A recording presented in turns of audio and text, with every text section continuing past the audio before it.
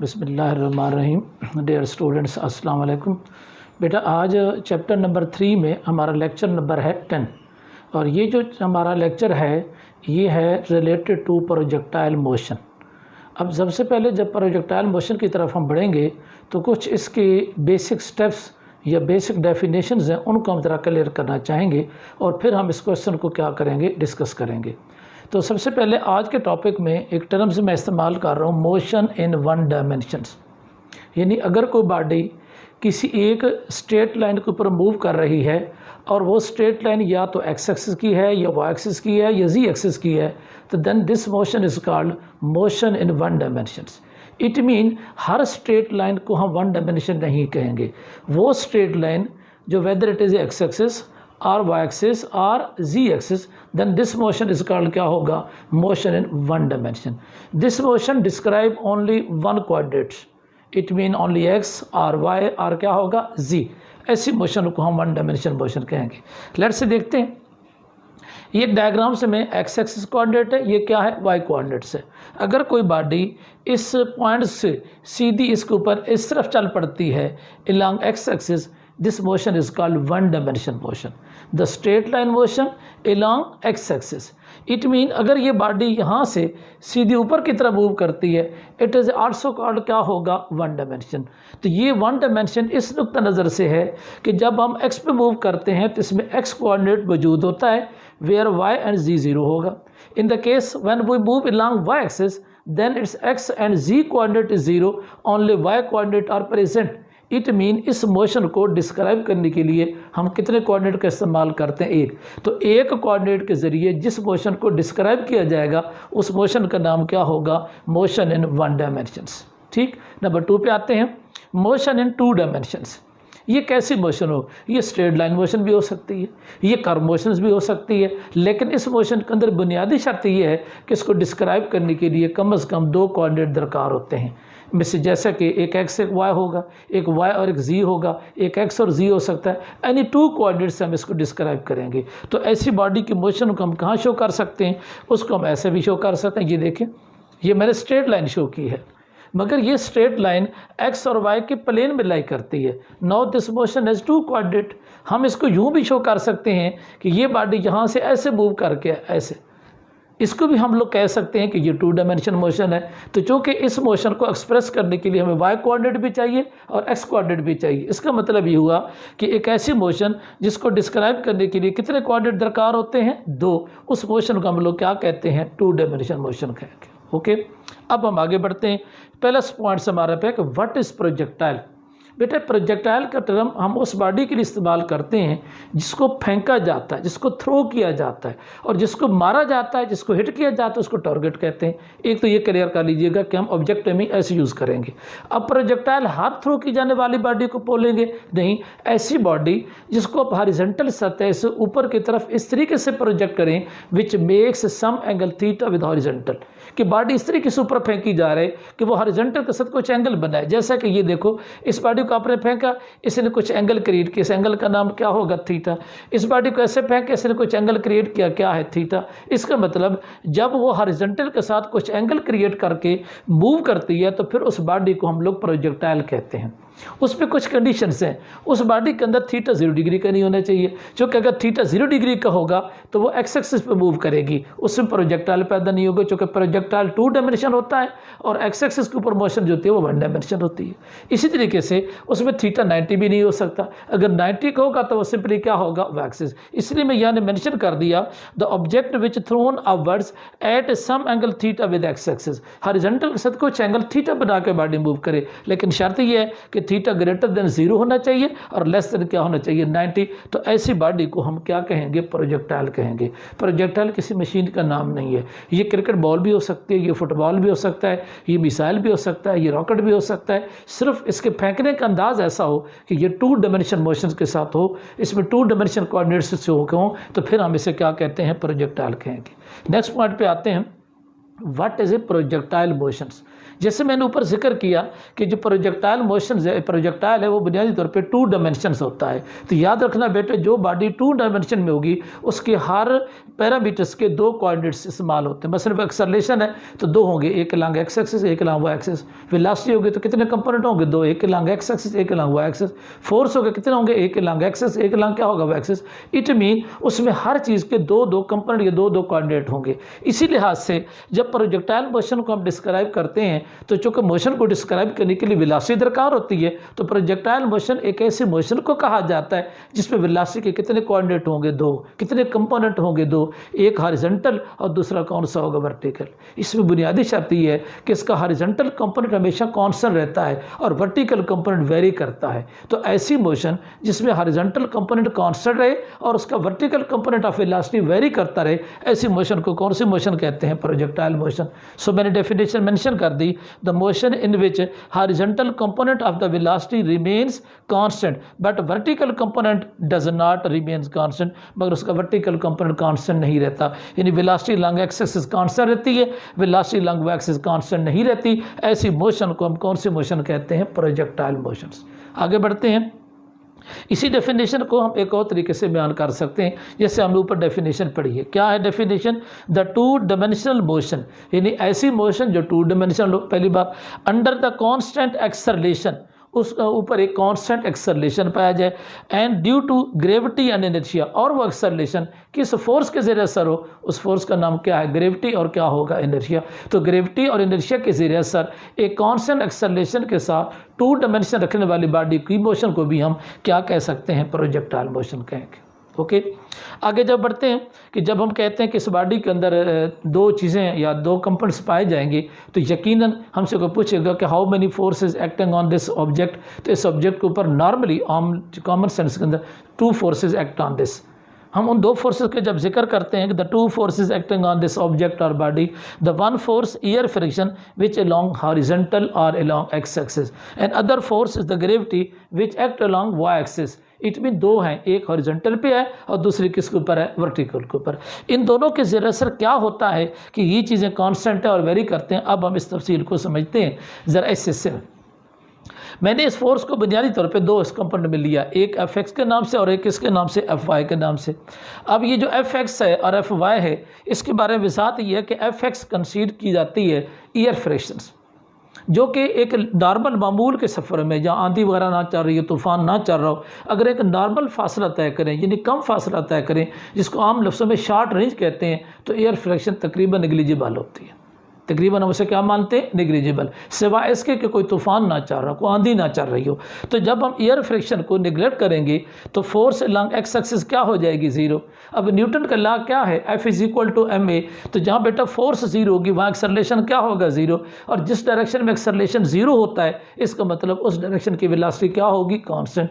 तो हमारी बात क्या प्रूव होगी इसमें? ज़रा देखिएगा कि जब उसके ऊपर एफ एक्स हम क्या ले लेंगे? 0, तो एक्सेलरेशन डेफिनेटली क्या होगा? 0। और अब जानते हैं कि जिधर एक्सेलरेशन 0 होता है उधर की वेलोसिटी डेफिनेटली क्या होती है? कांस्टेंट होती है। इस बुनियाद के ऊपर इसका हॉरिजॉन्टल कंपोनेंट हमेशा क्या रहेगा? कांस्टेंट। याद रखना है, ये हम लॉन्ग रेंज में नहीं, शॉर्ट रेंज में सारी डिस्कशन कर रहे हैं। नंबर 2 पे आते हैं जी। Force other name is called gravity which are acting vertically downward towards earth, that is called Y axis, that is called Y component, जो कि ग्रेविटी कभी 0 नहीं है, जो कि ज़मीन के सतह के करीब अगर हम मूव करवा रहे हैं तो इसमें ग्रेविटी की कीमत 0 नहीं हो सकती। और जब एफ वाई 0 नहीं होगा तो एक्सेलरेशन अलॉन्ग वाई एक्सिस भी 0 नहीं होगा। और आप जानते हैं कि जिस समत में एक्सेलरेशन 0 नहीं होगा उस समत की वेलोसिटी भी कांस्टेंट नहीं हो सकती। तो प्रूव हो गया कि वर्टिकल कंपोनेंट क्यों कांस्टेंट नहीं होता और हॉरिजॉन्टल कंपोनेंट क्यों कांस्टेंट होता है। उसकी बुनियादी रीज़न हमारे पास ये 2 चीज़ें होंगी। तो ऐसी मोशन को हम क्या कहेंगे? प्रोजेक्टाइल मोशन कहेंगे। ओके, चलिए अब नेक्स्ट स्टेप पे चलते हैं कि क्या एक प्रोजेक्टाइल मोशन जो बॉडी यहाँ से प्रोजेक्ट करके फेंकते हैं वही प्रोजेक्टाइल मोशन है, या कोई बॉडी हॉरिजॉन्टल सतह से मूव करते नीचे गिरे, क्या उसके अंदर भी प्रोजेक्टाइल मोशन होगा? तो हम 2 हिस्से पढ़ते हैं। तो पहले हिस्से के मुताबिक आप देख रहे होंगे कि एक टेबल नुमा मैंने कोई चीज़ दिखाई, एक छोटी सी स्लाइड से टेबल है, उस टेबल के ऊपर एक रेड कलर का ब्लॉक है, ये ब्लॉक मूव कर रहा है टेबल के ऊपर। इस वक्त इसमें हॉरिजॉन्टल मोशन है, इसमें 1 डायमेंशन मोशन है, इसमें किसी किस्म का कोई प्रोजेक्टाइल मोशन अभी एग्जिस्ट नहीं करती। जैसे ही बेटा ये बॉल किनारे के ऊपर पहुंचेगा, तो बॉल जब किनारे के ऊपर जाके ऐसे पहुंचता है तो कभी ऐसा नहीं होगा कि बॉल सीधा नीचे वर्टिकली गिरे। अगर वो नीचे सीधा वर्टिकल गिरेगा तो फिर वो वन डायमेंशन होगी।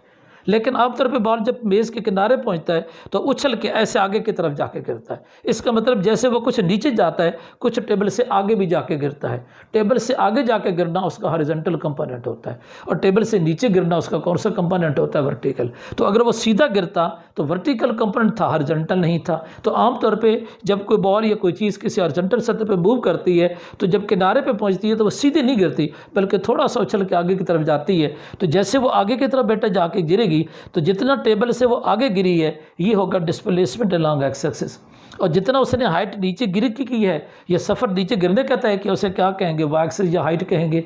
अब जब बॉडी इस किनारे के ऊपर पहुंचेगी तो उस वक्त जो कि सिर्फ हॉरिजॉन्टल मोशन है, तो इनिशियल पोजीशन के ऊपर वेलोसिटी के दोनों कंपोनेंट में से वी आई एक्स तो होगा, लेकिन उसके जो वी आई वाई कंपोनेंट होगा उसकी कीमत वहाँ पे क्या होगी? 0। इस केस के अंदर हॉरिजॉन्टल कंपोनेंट क्या है? मौजूद है, मगर vertical component at that spot will be equal to क्या है? 0। जैसे बॉल गिरना शुरू करेगी वर्टिकल कंपोनेंट पैदा हो जाएगा और वह आहिस्ता आहिस्ता क्या इंक्रीज करता जाएगा। जैसा कि मैंने यहाँ उसको एक डायग्राम में देखा, हॉरिजॉन्टल उसी सिमत में है मगर वर्टिकल की क्या डायरेक्शन जा रही है? डाउनवर्ड। इन दोनों के सिरे सर ये बॉडी जो मूव कर रही है, अब हमने ये मालूम करने कि वो कितना फासला तय करेगी लॉन्ग एक्सिस और कितना फासला तय करेगी लॉन्ग क्या होगा? Y axis. सो इसलिए मैंने हेडिंग लगा दी for horizontal. In horizontal side के ऊपर हमारे पास कीमत जो होगी वो क्या होगी? इसमें बेटा आप हॉरिजॉन्टल के अंदर जाएंगे तो वी आई एक्स यानी वेलोसिटी अलॉन्ग क्या होगा? एक्स एक्सिस, जिसकी कीमत हम लिख सकते हैं कि वी एक्स है, जो हमेशा क्या रहती है? कांस्टेंट। जो बेटा कांस्टेंट होता है उसका इनिशियल कंपोनेंट और फाइनल कंपोनेंट को हम क्या लेते हैं? सेम। जब उसका एक्सेलरेशन लेंगे लॉन्ग एक्स एक्सिस तो वो 0 होगा। ये ऊपर आप पढ़ चुके हैं कि उसका एक्सेलरेशन लॉन्ग एक्सिस 0 होगा। अब एक नॉर्मल फार्मूला आपने पढ़ा है पीछे क्लासेस में, S is equal to V I T plus half A T square. इस फार्मूले को लॉन्ग एक्स एक्सिस सेट करें तो एस की जगह क्या आएगा? फासला long X axis. V I की जगह क्या आएगा? V I X T. 1/2 constant है, ए की जगह क्या आएगा? ए एक्स, और टी की कीमत क्या आ जाएगी? टी। याद रखना है टाइम एक्सेस और वाई पे डिपेंड नहीं करता, बाकी जो फैक्टर डिपेंड करते हैं उनके साथ हम क्या शो कर देंगे? X. X as A subscript होगी। अब ये जो एक्स है मालूम करना चाहते हैं तो वी आई एक्स किसके बराबर है? वी आई एक्स के बराबर है। टाइम की कीमत पुट करेंगे तो बेटा ई एक्स कीमत जो कि ये फैक्टर नज़र आ रहा है, इस ए एक्स कीमत यहाँ क्या होती है? 0। जब इस ए एक्स को 0 पुट करेंगे तो ये टर्म हमारी क्या हो जाएगी? 0, और हमारा आंसर क्या रह जाएगा? X is equal to V X ज़रब क्या होगा? टी। ये बेटा वी आई एक्स भी लिख सकते हैं और इसको वी एक्स भी लिख सकते हैं, चूँकि हॉरिजॉन्टल कंपोनेंट इनिशियल हो, मिडल पे हो, आखिर पे हो, उसकी कीमत जो कि थ्रोट कॉन्स्टेंट रहती है, इस वजह से हम उसे क्या लिख सकते हैं? वी एक्स इंटू क्या होगा? टी। इट मीन अगर इस बॉल की वेलोसिटी हमें मालूम हो और इसके गिरने का टाइम मालूम हो तो हम आसानी से इसका फासला मालूम कर सकते हैं कि कितना आगे जाके गिरेगा। यूँ डिस्प्लेसमेंट इस फार्मूले से आसानी से निकाला जा सकता है। अब आते हैं इसका इस हिस्से के ऊपर कि अगर ये वर्टिकल के ऊपर जाता है तो फिर क्या पोजीशन, यानी वर्टिकल फासला क्या होगा, जिसे हम लोग क्या कहेंगे? वाई कहेंगे। अब वर्टिकल्स में देखें वी आई वाई ऊपर मैंने शुरू मेंशन किया कि वो 0 पे ऊपर है। ए वाई किसके बराबर? Acceleration due to gravity. चूँकि डाउनवर्ड मोशन है तो जी की अलामत क्या होगी? प्लस, और वाई हमने फासला मालूम करना है। क्या वही फार्मूला है? यस वही फार्मूला है। इसको हमने किसके लिए सेट करना है? Along Y axis. एस की जगह क्या लिखा? वाई। वी आई वाई की जगह क्या लिखा? V I Y. और ए की जगह क्या लिखा? A Y T. अब जानते हैं कि वी आई वाई 0 है, तो जब बेटा यहाँ 0 पुट करेंगे तो ये टर्म क्या हो जाएगी? 0। अब क्या बचा? 1/2 जी टी स्क्वायर। तो ये है हाइट, 1/2 क्या होगा? G T square. इसका मतलब अगर ये जो बॉल गिर रही है इसके गिरने का यहाँ तक ज़मीन से टकराने का हम टाइम नोट कर लें तो इस फार्मूले के मुताबिक हम उस दीवार की या टेबल की हाइट भी मालूम कर सकते हैं। इसका सिंपल फार्मूला क्या है? 1/2 जी टी क्या होगा? स्क्वायर। इट मीन अगर हमारे पास एक दीवार है, एक कोई छत है और बड़ी ऊंची हाइट के ऊपर है, हम एक बॉल उठा के उसके ऊपर फेंक देते हैं। इस तरीके से बॉल फेंकते हैं कि बॉल एक किनारे से चले और लुढ़कते लुढ़कते आहिस्ता आहिस्ता दूसरे किनारे से नीचे गिरे। अगर हम उस गिरते ही बॉल को नीचे गिरते जैसे गिरना शुरू करें हम उसका स्टॉप ऐसे टाइम नोट कर लें, जैसे वो ज़मीन को टकराए टाइम फिर हम कलेक्ट कर लें। लिहाजा उसके यहाँ से लेके यहाँ तक आने का अगर हम टाइम नोट कर लें तो इस फार्मूले में टाइम की कीमत पुट करें, जी कांस्टेंट है, तो आप क्या निकाल सकते हैं? उस छत की हाइट ज़मीन से क्या होगी, यूँ आप उसकी हाइट भी मालूम कर सकते हैं। अब हम आते हैं कि इस जो मोशंस है उसमें ज़ाहिर डिस्प्लेसमेंट भी आ गया, उसमें अलॉन्ग एक्स एक्सिस भी आ गया, वाई एक्सिस भी आ गया। अब इम्पॉर्टेंट चीज़ ये है कि मोशन के अंदर वेलोसिटी बहुत इंपॉर्टेंट होती है। तो क्या सिर्फ यही प्रोजेक्टाइल मोशन हो सकती है? नहीं, प्रोजेक्टाइल मोशन ऐसा भी हो सकती है। तो हम इस डायग्राम को फॉलो कर लेते हैं। एक बॉडी को जो यहाँ से प्रोजेक्ट करेंगे तो ये वी आई होगा, इसके दोनों कंपोनेंट होंगे, वी आई एक्स भी होगा और वी आई वाई भी होगा। जब ये बॉडी यहाँ पहुँचेगी इंतहाई बुलंदी के ऊपर, इसमें सिर्फ एक्स कंपोनेंट होगा, यहाँ इसका वाई कंपोनेंट किस चीज़ के बराबर हो जाएगा, ज़ीरो के, यानी आस्ता आस्ता कम होते होते क्या हो जाएगा, ज़ीरो। जब बॉडी वापसी का रुख इख्तियार करेगी फिर इसमें हॉरिजॉन्टल कंपोनेंट भी होगा और वर्टिकल कंपोनेंट भी होगा। अब ज़रा फ़र्क नोट कीजिएगा बेटा, यहाँ पे जो वर्टिकल कंपोनेंट है उसकी डायरेक्शन अपवर्ड है, यहाँ वर्टिकल कंपोनेंट की डायरेक्शन क्या है, डाउनवर्ड है। क्या ये पहला चेंज है? नंबर 2, जब टॉप पे जाएंगे तो वर्टिकल कंपोनेंट क्या होगा, ज़ीरो। तो मुसलसल एक बात नज़र आ रही है कि पहले वर्टिकल ज़्यादा है, फिर आस्ते आस्ते टॉप पे जाके बिल्कुल ज़ीरो हो जाता है और फिर बढ़ते बढ़ते क्या हो जाता है, मैक्सिमम। लेकिन अब हॉरिजॉन्टल को देखिएगा, हॉरिजॉन्टल जैसे यहाँ पे है वैसे यहाँ पे और वैसे यहाँ पे, इसका मतलब हॉरिजॉन्टल तीनों पोजीशनों के ऊपर क्या जा रहा है, इससे। तो अब एक बात और क्लियर कर लीजिएगा, कई दफ़े ये ऑब्जेक्टिव पूछी जाती है कि at the highest point projectile की वेलोसिटी क्या होती है, स्टूडेंट कहते हैं ज़ीरो होती है। ज़ीरो नहीं होती, उसकी वेलोसिटी मिनिमम होती है, क्योंकि उसका एक कंपोनेंट ज़ीरो हो जाता है, एक कंपोनेंट ज़ीरो नहीं होता। ज़ीरो तब हो सकता है जब दोनों कंपोनेंट क्या हों, zero. So at the highest point velocity minimum तो हो सकती है मगर ज़ीरो नहीं होगी। ठीक है, आगे चलते हैं। हॉरिजॉन्टल कंपोनेंट ऑफ वेलोसिटी कैसे मालूम करेंगे? तो ये तो बड़ा आसान सा है, क्योंकि वेलोसिटी में तब्दीली ही नहीं होती लॉन्ग एक्स एक्सिस पे, तो लिहाजा दोनों आंसर सेम होंगे। तो initial horizontal velocity V I X, हमने पढ़ा है कि एक्स किसको रिप्रेजेंट करता है, कॉस को, तो क्या फार्मूला होगा, वी आई कॉस थीटा। क्या फार्मूला हो जाएगा, V I cos. Similarly final velocity horizontal velocity V F X is equal to V I cos theta. ये दोनों को वो सेम लिख देता है। क्यों सेम लेता है? वजह सुनेंगे कि इनिशियल कंपोनेंट और फाइनल कंपोनेंट दोनों सेम होते हैं, तो जो आंसर इनिशियल का है वही आंसर किसका होगा, फाइनल का, क्योंकि इसमें कोई तब्दीली नहीं होती, वेलोसिटी क्या रहती है, कांस्टेंट। फिर भी अगर कन्फ्यूजन रहे कि कैसे कांस्टेंट रहती है तो फार्मूला देखिए, V F is equal to V I plus A T, आप लोगों ने पढ़ा है। तो V F X is equal to V I X is equal to A X T लिख सकते हैं, बिल्कुल। अगर बेटा ए एक्स को देखें तो ए एक्स की कीमत पीछे पढ़ते जा रहे हैं, सॉरी, ए एक्स की कीमत यहाँ क्या पढ़ते आ रहे हैं, ज़ीरो। अगर आप ए एक्स की कीमत यहाँ ज़ीरो पुट कर देते हैं तो फिर क्या आंसर मिलता है कि V F X is equal to क्या होगा, वी एक्स। इसका मतलब फाइनल हॉरिजॉन्टल वेलोसिटी और initial horizontal velocity both are equal, it mean वो हमेशा क्या रहते हैं, कांस्टेंट। फिर वही बात चल रही है। अब आखिरी स्टेप पे चलते हैं। ये कहे वर्टिकल कंपोनेंट ऑफ वेलोसिटी, यानी वेलोसिटी का कौन सा कंपोनेंट है, वर्टिकल। ये कौन सा था, हॉरिजॉन्टल। तो इसका जो इनिशियल वर्टिकल कंपोनेंट है वो तो बेटा आ जाएगा वी आई वाई। और आप जानते हैं कि x के लिए cos रिप्रेजेंट करते हैं, वेक्टर में पढ़ा था, और y के लिए क्या रिप्रेजेंट करते हैं, साइन। तो ये y कंपोनेंट है, वर्टिकल है, और ये कौन सा आपके पास, हॉरिजॉन्टल है। अब आते हैं final vertical velocity. Final velocity क्या होगी वर्टिकल इसमें, तो उसके लिए जैसे ये फार्मूला ऑपरेट किया था, अब फार्मूला ऑपरेट करें, V F is equal to V I plus A T. इसको बेटा चेंज कर ले y के लिहाज से, यहाँ y या ए वाई। पहले हमने नॉर्मल लिखा, फिर हमने लंग वर्टिकल को सेट कर दिया। अब V F Y is equal to V I sine theta. तो ए वाई किसके बराबर होता है, जी के। अगर तो बॉडी डाउनवर्ड जाए तो जी प्लस होता है, अपवर्ड जाए तो जी क्या होता है, माइनस, लिहाजा माइनस जी। और आगे क्या पुट करेंगे, टी। ये कौन से कंपोनेंट आएगा, फाइनल से। तो ये था हॉरिजॉन्टल वेलोसिटी और ये कौन सी थी, वर्टिकल। हॉरिजॉन्टल में इनिशियल और फाइनल दोनों हैं, वर्टिकल के अंदर इनिशियल और फाइनल क्या मौजूद है, दोनों। अब हमने फाइनल वेलोसिटी की मैग्नीट्यूड मालूम करनी है, मैग्नीट्यूड ऑफ वेलोसिटी। और ये कौन सी वेलोसिटी होगी, फाइनल। तो बेटा इसके बारे में याद रखेंगे कि हम वेक्टर में एक आर्टिकल पढ़ के आ गए थे कि जब हम किसी वेक्टर ए की मैग्नीट्यूड निकाल रहे थे तो हमने क्या फार्मूला लिखा था, याद होगा, ए एक्स स्क्वायर प्लस कीमत क्या है, ए वाई स्क्वायर विद क्या था, स्क्वायर रूट। इसी तरीके से जब फाइनल वेलोसिटी लिखेंगे तो क्या फार्मूला होगा, V F X square plus V F Y square with square root, that is the called final velocity of the magnitude of the final velocity. अब वो आखिरी पॉइंट पे आते हैं, क्या मालूम करेंगे, डायरेक्शन। ये वेक्टर वाले से मैं आपने पढ़ा था कि डायरेक्शन किससे मालूम करते हैं, एंगल से। Tan phi is equal to Y component over क्या होगा, एक्स कंपोनेंट, यानी वर्टिकल ओवर क्या होगा, हॉरिजॉन्टल। तो phi is equal to tan inverse vertical over क्या होगा, दिस। इस तरीके से बेटा ये क्या निकल आएगी, डायरेक्शन। ये डायरेक्शन होगी फाइनल वेलोसिटी की और ये फाइनल वेलोसिटी की क्या हासिल होगी, मैग्नीट्यूड। तो ये था आज का हमारा टॉपिक जिसका ताल्लुक था मोशन इन टू डायमेंशन से। और इसमें जो आज हमने पढ़ा है टू डायमेंशन मोशन में, उस ऑब्जेक्ट का नाम क्या था, प्रोजेक्टाइल था। तो कल नेक्स्ट लेक्चर में इंशाल्लाह हम इस प्रोजेक्टाइल की मुख्तलिफ रिलेशंस को ड्राइव करेंगे। तो मिलेंगे इंशाल्लाह नेक्स्ट लेक्चर में। अल्लाह हाफिज़।